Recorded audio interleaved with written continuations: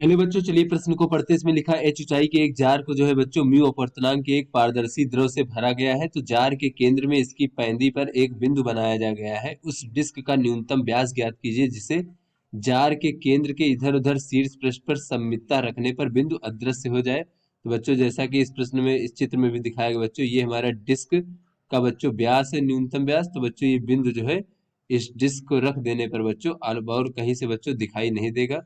तो ये बच्चों न्यूनतम डिस्क का जो व्यास है बच्चों, ये हमें बताना है। तो चलिए बच्चों, इस प्रश्न की मूल अवधारणा को हम देख लेते हैं बच्चों। तो इसमें हम देख लेते हैं कि जब कोई प्रकाश की किरण बच्चों सघन माध्यम से विरल माध्यम में जाती है बच्चों, इस प्रकार से। तो बच्चों जब सघन माध्यम से विरल माध्यम में जाती है बच्चों, तो ये अभिलंब से दूर हटती है।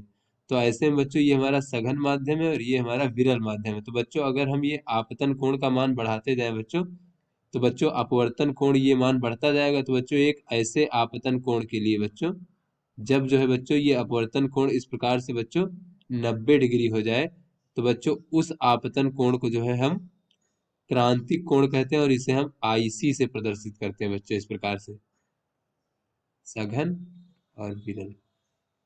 तो बच्चों अगर सघन माध्यम का जो है बच्चों अपवर्तनांक विरल माध्यम के सापेक्ष बच्चों म्यू हो, तो यहाँ पर देख लेते हैं बच्चों, ये जो हमारा साइन आईसी बराबर होता है बच्चों, वो होता है 1/म्यू। उसके बाद बच्चों हम यहाँ पर देख लेते हैं कि जब जो है बच्चों, अगर हम ये आपतन कोण का मान क्रांतिक कोण से अधिक कर दें बच्चों, तो क्या होगा, ये जो है बच्चों हमारा प्रकाश की किरण विरल माध्यम में न जा करके उसी सघन माध्यम में वापस लौट आता है बच्चों। इस घटना को जो है बच्चों हम पूर्ण आंतरिक परावर्तन कहते हैं बच्चों। तो चलिए अपने प्रश्न को हल करते हैं। तो यहाँ पर बच्चों कहा जा रहा है कि ये जो है बच्चों, ये इसके पेंदी में एक बिंदु ओ बनाया गया है बच्चों। तो ओ से चलने वाली जो किरण है बच्चों, इस प्रकार से, जब यहाँ से बच्चों, ये हमारा सघन माध्यम है और बाहर बच्चों जो है हमारा विरल माध्यम है। तो सघन से जब विरल में जाएगा बच्चों, तो ये अभिलंब से दूर हटेगा। तो जैसे इस स्थिति में है बच्चों, इस प्रकार से कहीं पर देख लेते हैं बच्चों, मान लीजिए ये स्थिति है। तो यहाँ पर बच्चों जो किरण आएगी, इस प्रकार से यहाँ पर देख लेते हैं बच्चों, यहाँ से बच्चों ओ बिंदु से जो किरण आएगी यहाँ पर, वो इस प्रकार से अभिलंब से दूर हट जाएगी बच्चों, इस प्रकार से।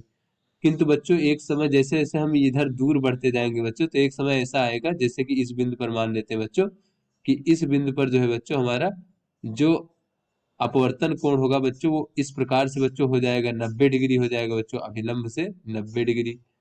तो उसके बाद अगर हम कोई किरण बच्चों, उसके बाद कहीं कोई किरण इस प्रकार से जाती है बच्चों, तो इसका जो आपतन कोण का मान होगा बच्चों, ये क्रांतिक कोण से अधिक होगा बच्चों। तो ऐसे में ये जो किरण है, ये बाहर न जा करके इसी सघन माध्यम में वापस लौट आएगी, पूर्ण आंतरिक परावर्तन की घटना हो जाएगी। तो ऐसे में बच्चों बाहर से जो है इस किरण को, यानी कि इस बिंदु को जो है देखा नहीं जा सकता, केवल यहीं से जो किरणें इन इसके बीच से आ रही बच्चों, इन्हीं से है इस बिंदु को देखा जा सकता है।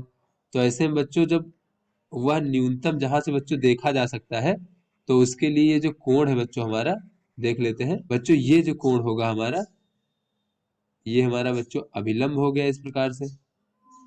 तो अभिलंब के साथ बच्चों ये जो हमारा कोण बन रहा है बच्चों, ये हमारा जो होगा, ये क्रांतिक कोण के बराबर होगा, क्योंकि इससे क्रांतिक कोण से जब अधिक होगा बच्चों हमारा आपतन कोण, तब जो है वो बाहर से दिखाई नहीं देगा।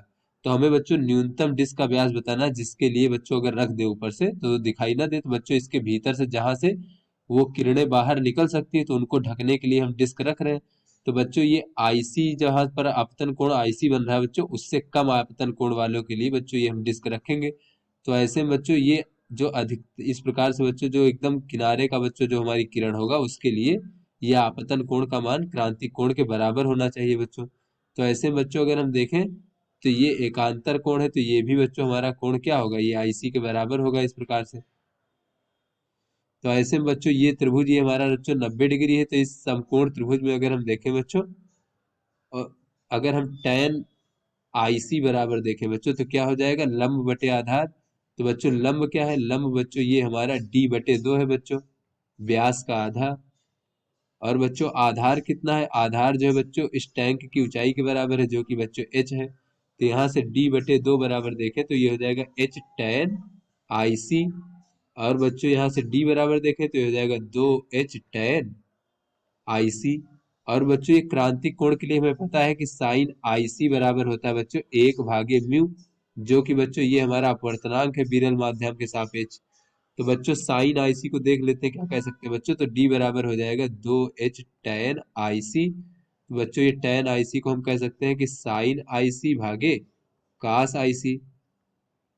तो बच्चों इसको हम कह सकते हैं 2h, और साइन आईसी का मान बच्चों 1/म्यू है। और बच्चों ये कास आईसी कह सकते हैं वर्गमूल 1 ऋण साइन स्क्वायर आईसी। तो बच्चों साइन का वर्ग आईसी को हो जाएगा, तो यहाँ मान रख देंगे 1/म्यू का वर्ग बच्चों, इस प्रकार से। तो ये हो जाएगा 2h/म्यू, और भागे बच्चों ये हो जाएगा वर्गमूल म्यू का वर्ग ऋण 1, और भागे बच्चों म्यू। बच्चों म्यू से म्यू कट जाएगा, और यहाँ से बच्चों जो हमें प्राप्त हो जाएगा 2h भागे वर्गमूल म्यू का वर्ग ऋण 1।